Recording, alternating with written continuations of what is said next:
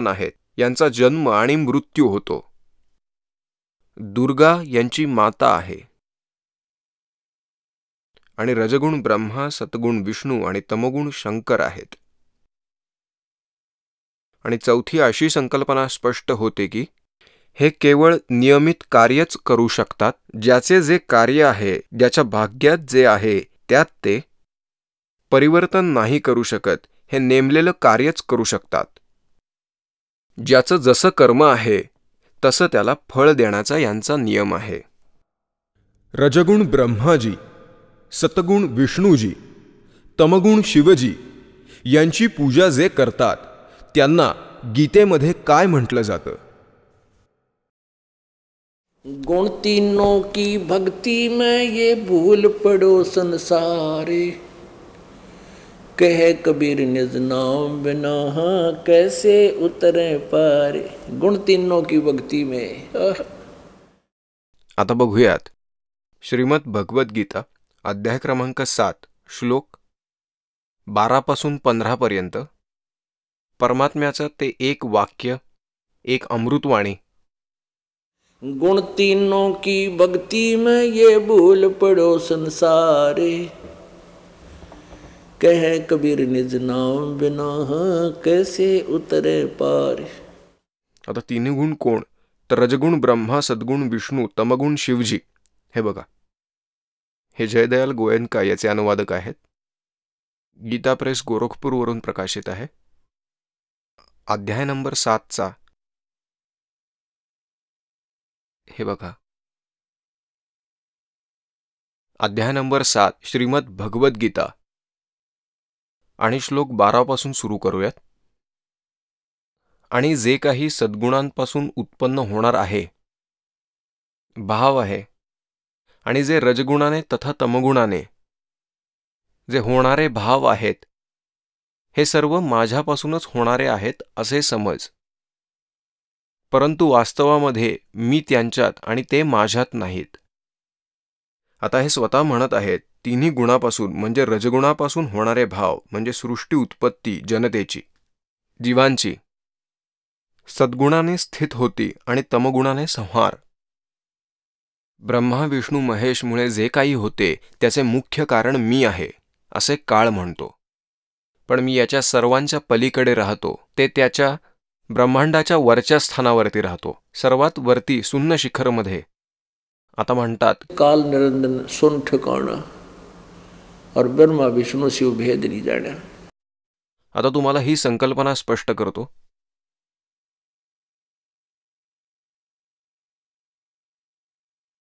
एक संकल्पना अजून स्पष्ट करतो की रजगुण ब्रह्मा, सद्गुण विष्णू आणि तमगुण शिव ही संकल्पना आपण अजून क्लिअर करूयात. अथ देवी भागवतम ही संस्कृत संहिता आहे, श्री देवी भागवत. अनुवादकारांनी हिंदीत काही गडबडी केल्या आहेत, ते आता इथेच बघूयात आपण. खेमराज श्रीकृष्णदास प्रकाशन मुंबई हे येथून प्रकाशित आहे. आणि याचा 3रा स्कंध आपण पाहूयात.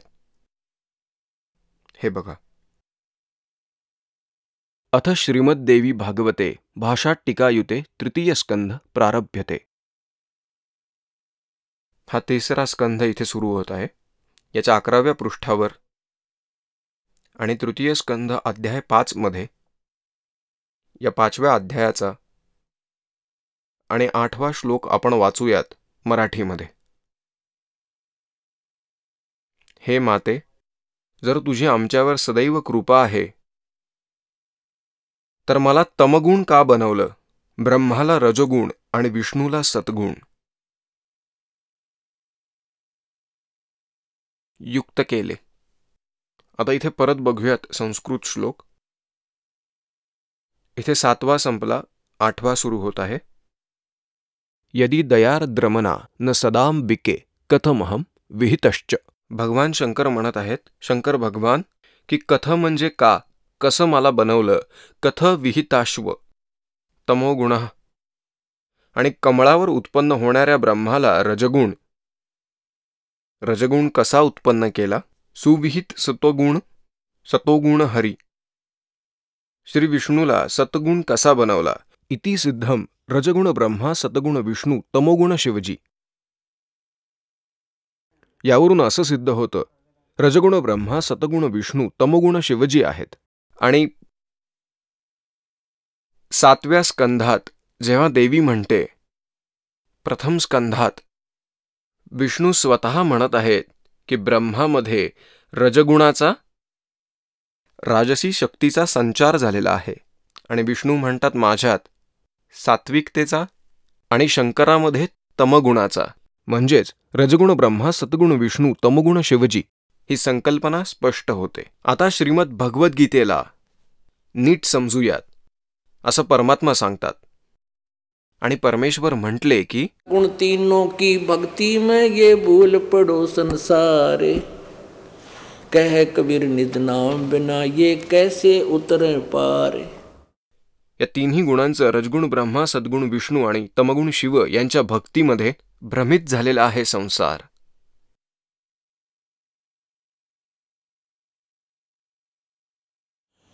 तिनके सुत हैं तीनों देवा, ये अंधर जीव करत हैं सेवा. या दुर्गा आणि काळ यांची ही 3 मुले आहेत, रजगुण ब्रह्मा, सद्गुण विष्णू, तमगुण शिवजी. आणि हे अंधजीव आणि हे ज्ञानहीन, अंध अज्ञानी प्राणी यांचीच पूजा अर्चा करतात.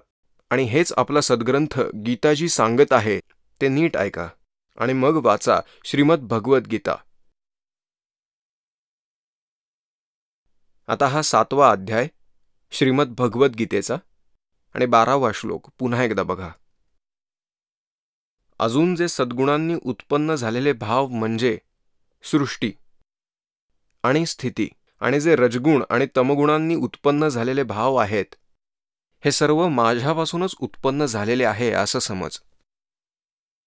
म्हणजे मीच निमित्त आहे. कारण याला शाप लागलेला आहे 1,00,000 जीव नित्य आहार करण्याचा, मनुष्यधारी नित्य आहार करण्याचा, आणि त्या कारणामुळे तो आपल्या 3ही पुत्रांकडून आहार तयार करून घेतो. परंतु मी त्यांच्यात आणि ते माझ्यात नाहीयेत. जो काळ यांच्यापासून वेगळा राहतो, वरच्या ब्रह्मांडात, वरच्या स्थानावर, शून्य शिखरावरती, शेंड्यावर. आता या 13व्या श्लोकात काय म्हटलंय?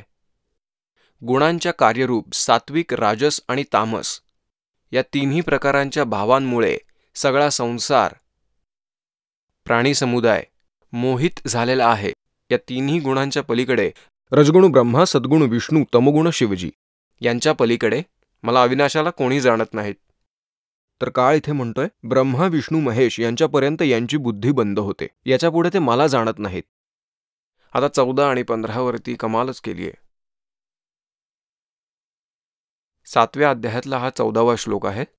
कारण हे आहे की अलौकिक अर्थात अति अद्भुत त्रिगुणमयी ही माझीच माया आहे. तर रजगुण ब्रह्मा, सद्गुण विष्णू आणि तमगुण शिवजी यांनी पसरवलेलं हे जाळं आहे. हे खूप दुस्तर आणि खतरनाक आहे. आणि जो पुरुष निरंतर केवळ माझीच आराधना करतात, ते ब्रह्मा, विष्णू, महेश यांच्याशिवाय ब्रह्मची आराधना करतात, ते या मायाजालातून सुटून ब्रह्मा, विष्णू, महेश यांच्यापेक्षाही जास्त लाभ घेऊन संसाररूपी सागरातून तरून जातात. आता याचा अर्थ असा आहे, काळ गीता ज्ञानदाता असं सांगतो आहे की या मायेमध्ये अडकलेला रजगुण ब्रह्मा, सद्गुण विष्णू आणि तमगुण शिव यांच्यापर्यंतच ज्याची बुद्धी सीमित आहे, यांच्या लाभावरच जो आश्रित आहे, त्याचे ज्ञान अर्धवट आहे, तो यांच्याशिवाय इतर कोणाचीच पूजा करत नाही. या त्रिगुणी मायेच्या द्वारे ज्याचे ज्ञान सीमित आहे, ब्रह्मा, विष्णू, महेश यांच्यापर्यंत ज्याची बुद्धी सीमित आहे, ते असुर स्वभाव धारण करणारे आहेत. मनुष्यामध्ये नीच आणि आसुर म्हणजे राक्षस आहेत.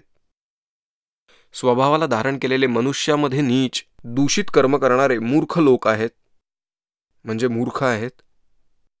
दूषित कर्म म्हणजे वाईट काम करणारे माझी आराधना करत नाहीत. पुण्यात्मांनो, आता परमात्म्याने 600 वर्षांपूर्वी सांगितले होते, तिनके सुत हैं तीनों देवा, अंदर जीव करत हैं सेवा. हे काळ आणि दुर्गाचे 3 पुत्र आहेत. 3 पुत्र अष्टंगी जाए, ब्रह्मा विष्णु शिव नाम धराए. और तिनके सुत हैं तीनों देवा, ये अंदर जीव. अंधजीव अज्ञान व नेत्रहीन प्राणी यांचीच पूजा करतात. गुण तीनों की भक्ति में ये भूल पड़ो संसारे, कह कबीर निज नाम बिना भाई कैसे उतरो पार. आता परमात्म्याने 3 गुणांच्या भक्तीबद्दल सांगितले आहे की कोणी विचलित होऊ नये. आता या 3 गुणांची म्हणजेच 3 देवतांची लोक भक्ती करतात. रजगुण ब्रह्मा, सद्गुण विष्णू, तमगुण शिवजी. आता पुण्यात माननो, आता हे असं उदाहरण देतात जसे ब्रह्मदेवाची पूजा केली होती हिरण्यकश्यपूने. अनेक सिद्धी प्राप्त करून तो बलशाली झाला. राक्षस होता तो आणि आपल्या मुलाचा शत्रू झाला आणि अतिशय वाईटरित्या मृत्युमुखी पडला. रजगुण ब्रह्माची साधना केली होती हिरण्यकश्यपूने. राक्षस म्हणविला आणि दुर्गा तिला प्राप्त झाला. यांनी काय अन्याय केला की आपल्या स्वतःच्या पुत्राचाच शत्रू होऊन बसला. त्यासाठी त्याला इतक्या यातना दिल्या की त्याचा प्राण कंठाशी आला.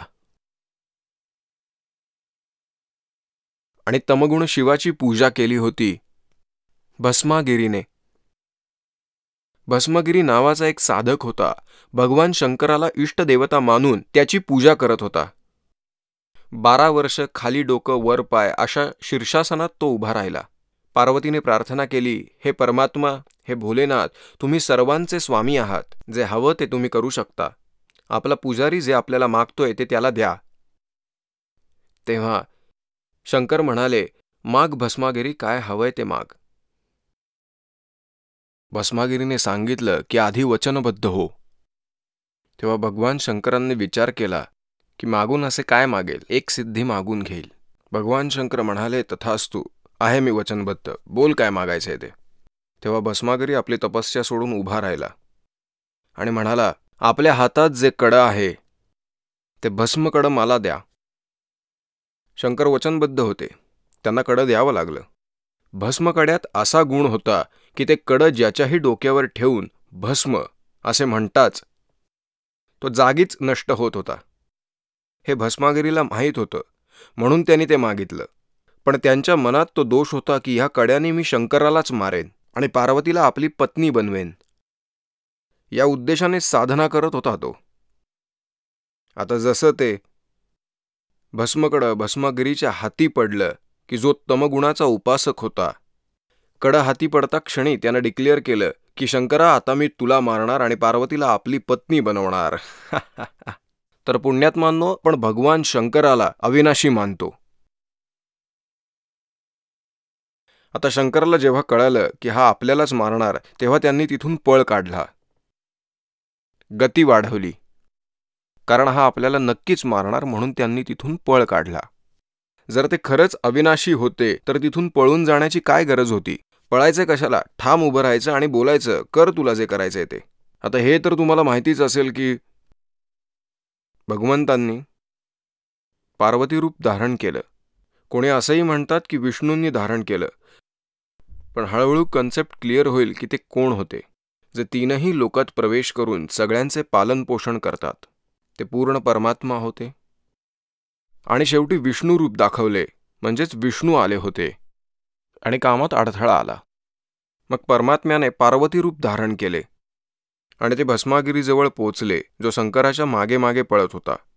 त्याला गंडक नृत्य करविले की शेवटी त्याने आपल्या भस्मकड्याचा हात स्वतःच्या शिरावरती ठेवला आणि भस्म म्हणाला आणि भस्मागिरीचा नाश झाला. नंतर तोच भस्मागिरी भस्मासूर नावाने ओळखत गेला. भस्मासूर, असुर म्हणजे राक्षस.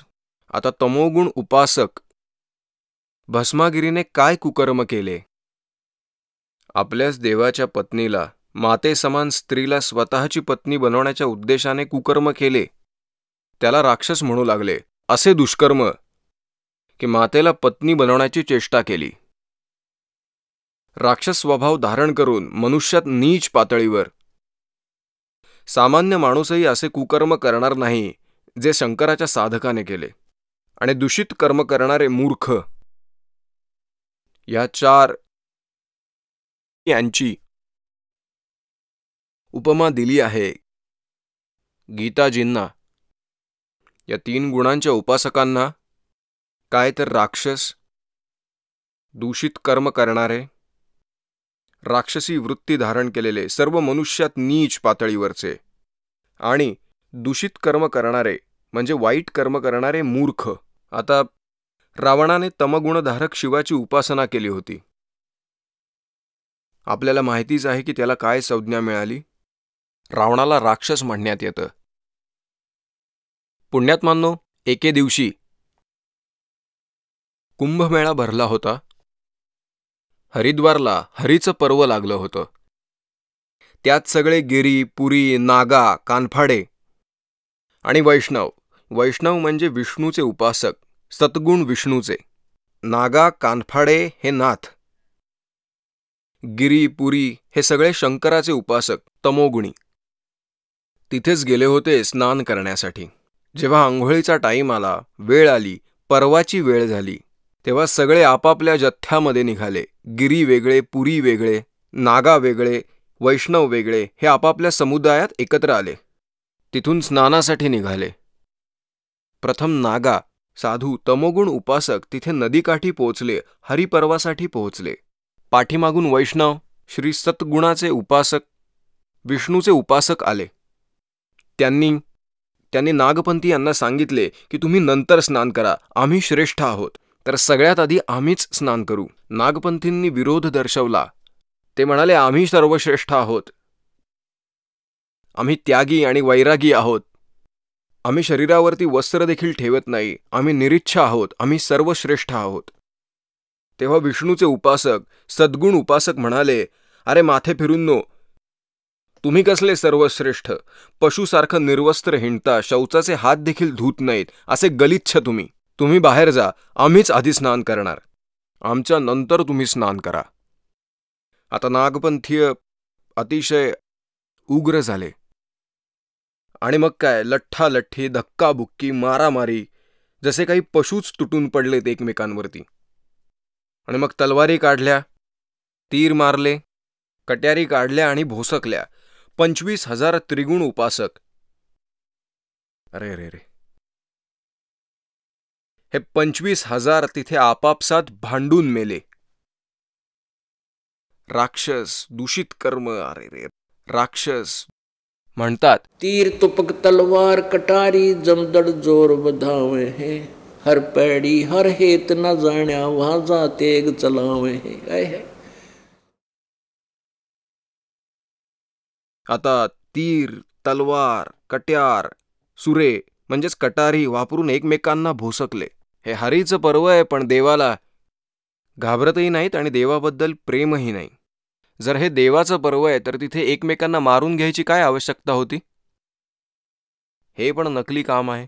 तीर तुपक तलवार कटारी जमदड़ जोर बधावे है, हर पैड़ी हर हेत न जाण्या वाजा तेग चलावे है. तेगी म्हणजे तलवार.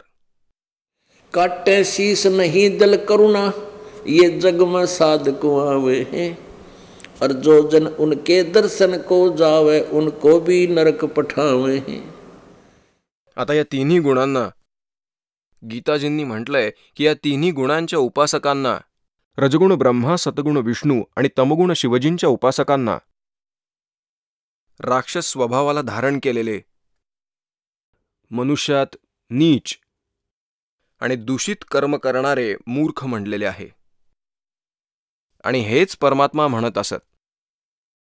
तर पुण्यात्मांनो, गीतेच्या 7व्या अध्यायातील 12 ते 15 श्लोक आपण वाचले.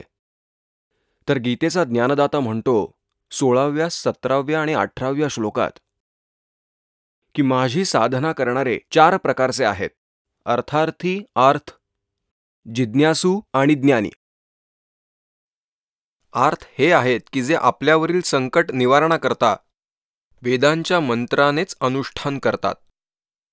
त्यांचे कार्य तिथपर्यंत सीमित आहे.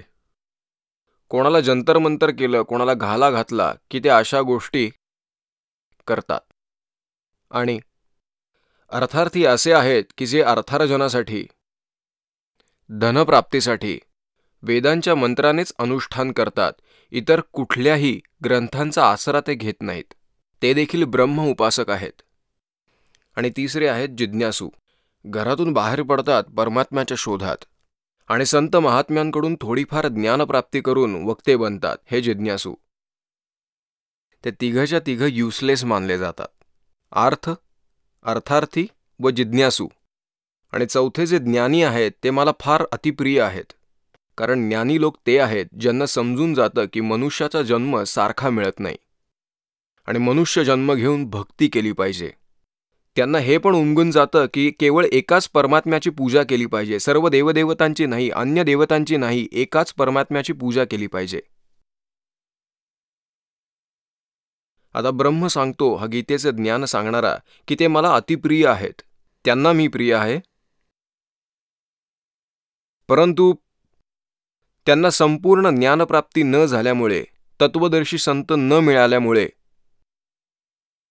ते आपणहूनच निष्कर्ष काढतात. जसं आपण आता देवीबद्दल ऐकलं, ब्रह्मज्ञानाबद्दल ऐकलं, नारद आणि व्यासजींबद्दल ऐकलं, विष्णूचं ऐकलं, ते आपणहून असा निष्कर्ष काढतात की ते महिमा तर गातात परम अक्षर ब्रह्मची आणि नाम जप करतात सुप्रीम पॉवर समजून ब्रह्मची, ओमची.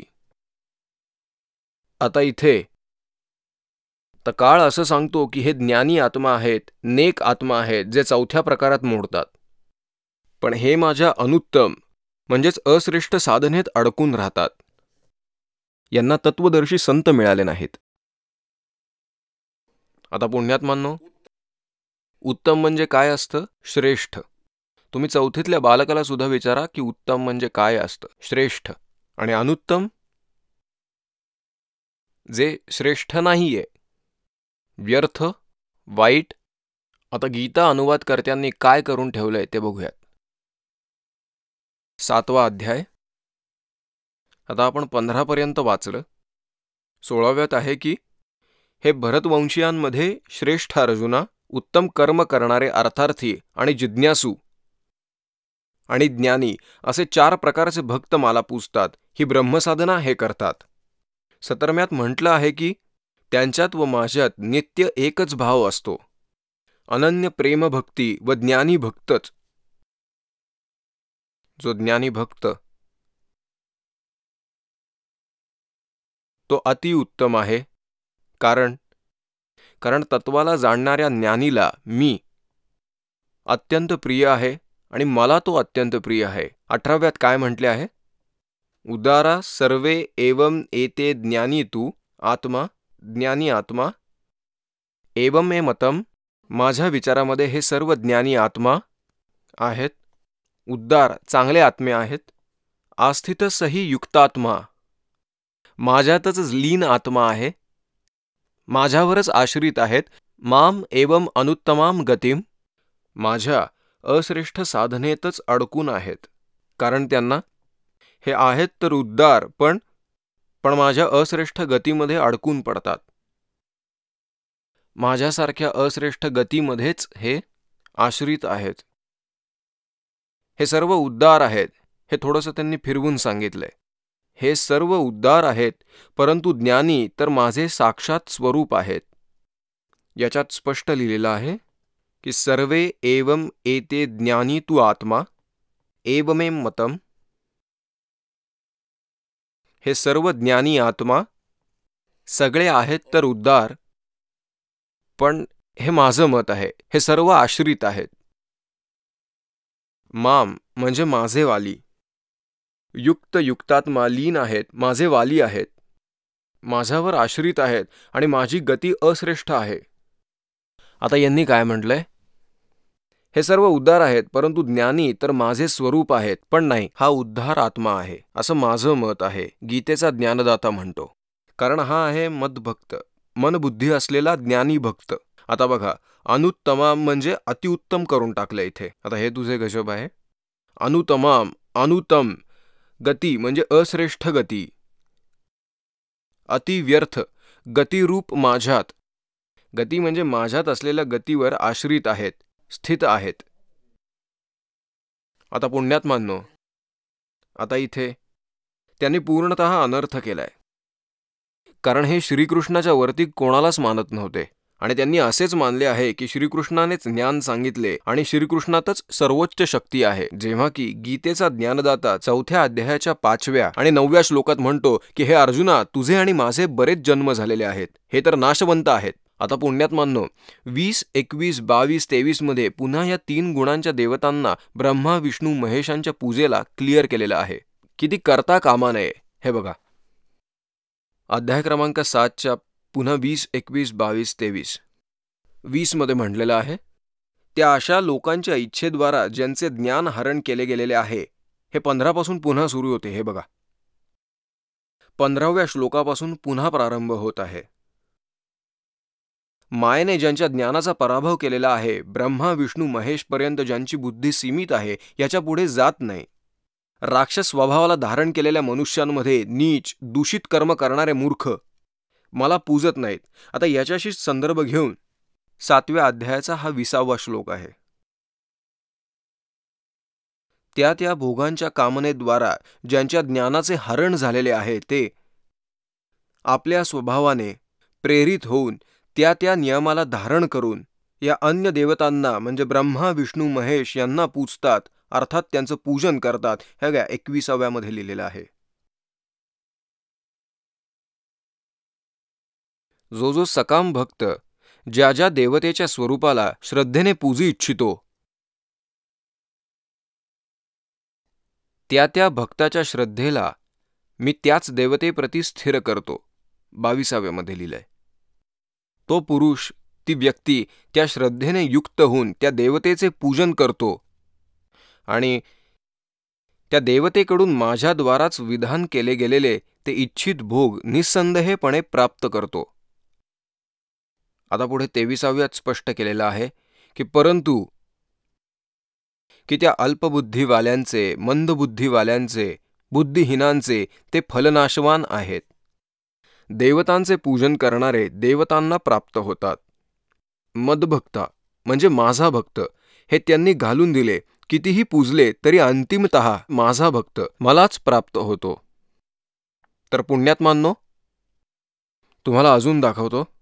अध्याय क्रमांक 9चे श्लोक 20 पासून 23 पर्यंत. 9वातला हा 20वा आहे. 3ही वेदांमध्ये, यजुर्वेद, ऋग्वेद आणि सामवेदामध्ये अथर्ववेद जो आहे तो वेगळा आहे. त्यात सृष्टीरचनेचे अधिक ज्ञान आहे. या 3ही वेदांमध्ये विधान केलेले ऋग्वेद, यजुर्वेद आणि सामवेद हे भक्तीच्या समान वेद आहेत. या 3ही वेदांमध्ये विधान केलेले सकाम कर्म करणारे, सोमरस पिणारे, पापरहित पुरुष मला यज्ञांद्वारा पूजून स्वर्गाच्या प्राप्तीची इच्छा करतात. ते आपल्या पुण्याच्या फळानुसार स्वर्गलोकाला प्राप्त होऊन स्वर्गामध्ये दिव्य देवतांचे भोग भोगतात. 21 मध्ये बघा काय म्हटलंय. आता हे 21 आहे. ते त्या विशाल स्वर्गलोकाला भोगून पुण्य क्षीण झाल्यावर मृत्यूलोकाला प्राप्त होतात. अशा प्रकारे स्वर्गाचे साधनरूप 3ही वेदांमध्ये म्हटलेल्या सकाम कर्मांचा आश्रय घेणारे आणि भोगांची कामना करणारे पुरुष पुन्हा पुन्हा येण्या जाण्याच्या गतीला प्राप्त होतात. म्हणजेच पुण्याच्या प्रभावामुळे स्वर्गात जातात आणि पुण्य क्षीण झाल्यावर मृत्यूलोकात येतात. आता 22व्यात काय लिहिलंय. जे अनन्य प्रेमी भक्तगण माझ्यासारख्या परमेश्वराचे निरंतर चिंतन करून निष्काम भावनेने पूजतात, ते नित्य निरंतर माझे चिंतन करणाऱ्या पुरुषांचा योगक्षेम मी स्वतः वाहतो. आता 23 मध्ये तर त्यांनी कमालच केली. हे अर्जुना, तरीसुद्धा श्रद्धेने युक्त जे सकाम भक्त आहेत, सकाम नाही, हे जे भक्त आहेत जे वर वर्णित केलेले आहेत, जे अन्य देवतांना पूजतात, ते सुद्धा माझेच पूजन करतात. अर्थात सांगायचे तर की त्या भगवंतांची पूजा मानून ते भगवंताचीच भक्ती करतात, परंतु त्यांचे ते पूजन अविधीपूर्वक म्हणजेच अज्ञानपूर्वक आहे. पुढे 25व्यात म्हटले आहे की देवतांचे पूजन करणारे देवतांना प्राप्त होतात, पितरांचे पूजन करणारे पितरांना प्राप्त होतात, आणि भूतांना पूजणारे भूतांना प्राप्त होतात, आणि माझे पूजन करणारे भक्त मला प्राप्त होतात. आता पुण्यात्मांनो हे बघा, इथे परत बघूयात की त्या अल्पबुद्धीवाल्यांना हे अर्जुन, हे 9व्या अध्यायाच्या 23व्या श्लोकात म्हटले आहे, हे अर्जुना, जरी श्रद्धेने युक्त जो सकाम भक्त आहे, सकाम नाही, ते जे भक्त आहेत, जे दुसऱ्या देवतांचे पूजन करतात, जे ब्रह्मा विष्णू महेश यांना पूजतात, परंतु त्यांचे ते पूजन अविधीपूर्वक, अज्ञानपूर्वक, शास्त्राच्या विरुद्ध आहे. आणि पुण्यात्मांनो, 16व्या अध्यायाच्या 23व्या श्लोकात स्पष्ट केलेले आहे, 23वा श्लोक, जो शास्त्रविधीचा त्याग करून आपल्या इच्छेने मन मानेल तसं आचरण करतो, त्याला ना त्याला सिद्धी प्राप्त होते, ना परमगती, आणि सुखही नाही. 24व्यामध्ये म्हटले की त्यामुळे तुझ्यासाठी कर्तव्य आणि अकर्तव्याच्या व्यवस्थेमध्ये शास्त्रच प्रमाण आहे. हे जाणून तर शास्त्रविधीने नियत कर्मच करण्यायोग्य आहे, म्हणजे इतर करता कामा नये. आता बघा 17व्यात काय विचारले आहे, तोंडफाट ठेवलेले आहे. यात गीतेचे कर्मानुसार ज्ञान आहे. पहिल्या मंत्रात अर्जुनाने विचारले, हे कृष्णा, जो मनुष्य शास्त्रविधीचा त्याग करून श्रद्धेने युक्त देवादिकांची पूजा करतात, म्हणजे अन्य देवांची पूजा करतात, शास्त्रविधींचा त्याग करून मनमानी करतात, आणि त्यांची स्थिती मग कोणती सात्विक, राजसी का तामसी आहे. नंतर विचारलं आहे, आता यात असे विचारले आहे की जे शास्त्रविधीचा त्याग करून साधना करतात त्यांची गती काय. आता तुम्ही बघा, या 17व्या अध्यायात 5व्या श्लोकात म्हटले आहे, ती अशी माणसे जी शास्त्रविधी रहित आहेत, केवळ मनात कल्पिलेल्यानुसार घोर तपाला तपतात, जे मनमानी साधना करतात, दांभिकपणा आणि अहंकाराने युक्त, कामना आणि आसक्ती बळाच्या अभिमानाने युक्त आहेत.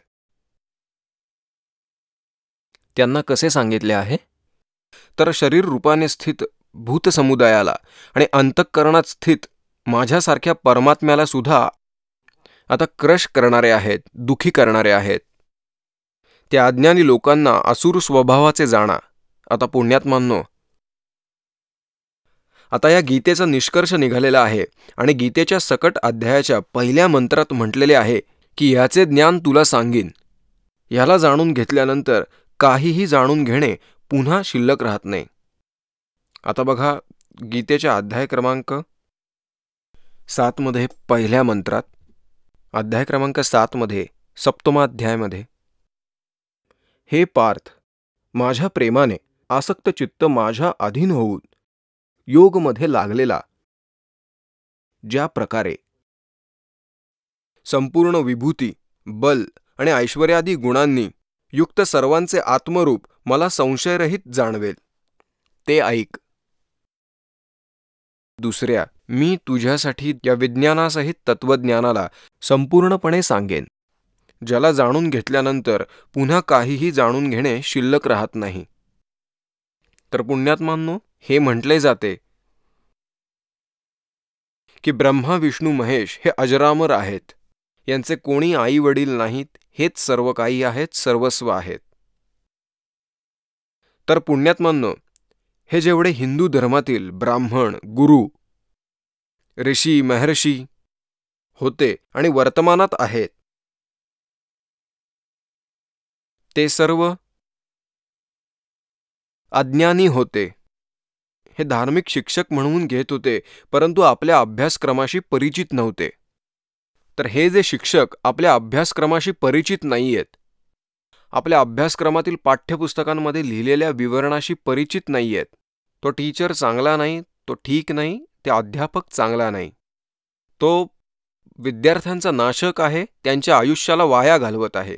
ठीक असेच आचरण, असाच व्यवहार आजपर्यंतच्या हिंदू गुरूंचा होता आणि आहे. आता या दासावर कृपा केली आहे परमेश्वराने, या यथार्थ ज्ञानाला आपल्यापर्यंत पोहोचवण्याची, आणि यात तेच अज्ञानी गुरुलोक तुम्हाला भ्रमित करतात की रामपाल खोटं बोलत आहे. असंच परमेश्वर कबीरजींसोबत केलं होतं या लोकांनी. आजपासून 600 वर्षांपूर्वी अंदाजे 1398 ते 1518 पर्यंत हीच लीला करून गेले होते, हेच तत्वज्ञान समजावून गेले होते. आणि हाच दास आपल्याला सांगत आहे आणि सगळ्या सद्ग्रंथांमध्ये प्रमाणित केलेले आहे.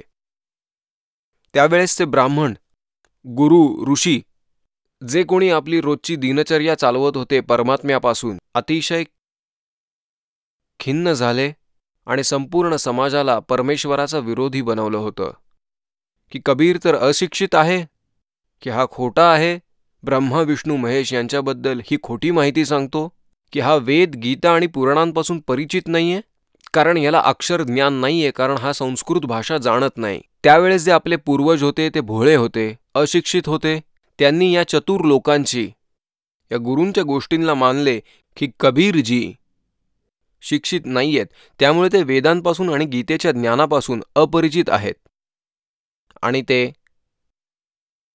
गुरुलोक जे संस्कृत जाणतात, सगळे शास्त्र संस्कृत भाषामध्ये लिपिबद्ध आहेत, यांच्यामुळेच त्यांची डाळ गळली. हे संस्कृत बोलत राहिले तर पुण्यात्मांनो, परमात्मा पूर्णब्रह्म कबीरदेवजी स्वतः परमेश्वर होते. ते संस्कृत भाषेशी जाणून बुजून अपरिचित दाखवत होते. ते तर सगळ्याच भाषांना जाणत होते. म्हणूनच त्यांनी त्याला गुपित ठेवलं होतं की येणाऱ्या काळामध्ये जे परमात्म्याला आता खोलायचा होता भेद, हे अज्ञानी जे मध्ये अडथळे निर्माण करतात. कबीरजी पण शिक्षित होते की ज्यांनी वेदांना आणि गीतेला जाणून घेतलं होतं, पण नाही. तर म्हणायचा अर्थ असा आहे की कबीर परमेश्वर 600 वर्षांपूर्वी आपल्याला हेच ज्ञान देत होते, तेच ज्ञान जो दास आपल्यासमोर आज देत आहे.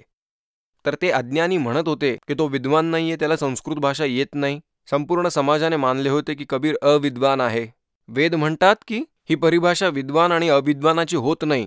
एक ज्ञान अक्षर शिकले, जसे कोणी आज एक संस्कृत भाषा शिकली, तो इंग्लिशमध्ये अविद्वान आहे, तो पंजाबीमध्ये अविद्वान आहे.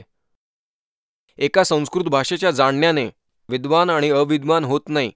विद्वान तो असतो की जो परमात्म्याचे तत्वज्ञान जाणून घेतो. आणि ते विद्वान परमेश्वर कबीर देवजी होते. परमात्मा म्हणतात, सटदल उवाबाई बगदा, या कुवाबाई बगत्याला काही ज्ञान नाहीये, भ्रमित करतायत, पूर्ण मानव जातीला बर्बाद करतायत. तर पुण्यात्मांनो, या प्रकारे आपण तर परमात्मा सच्चिदानंद घनब्रह्मच्या वाणींना, जे त्यांनी स्वतः येऊन कबीर देवाच्या रूपामध्ये, दानक कबीर रूपामध्ये, जुलाहा कबीर रूपामध्ये येऊन बनारसमध्ये सांगितलं. धरमदास साहेबांनी त्यांच्या प्रिय आत्म्यांनी, ज्यांना परमात्मा भेटले होते, त्यांनी लिपिबद्ध केले. त्याच्या आतमध्ये हे एक विशेष रहस्य आहे आणि सर्व ज्ञान प्रमाणित आहे. सर्व प्रकारचे यज्ञ कोणते करायचे, कोणते करायचे नाहीत, आणि कोणती साधना खरी आहे हे स्पष्ट लिहिलेलं आहे. आज या दासाकडे हा सर्व मसाला उपलब्ध आहे. त्या जडीबुटी या दासाकडे उपलब्ध आहेत, ज्यामुळे जन्म आणि मृत्यूचा रोग नाहीसा होऊ शकतो आणि कायम आपण सतलोकामध्ये जाऊन सुखी राहू शकतो. त्याला प्राप्त करा आणि आपले कल्याण करा. बोलो सतगुरुदेव की जय.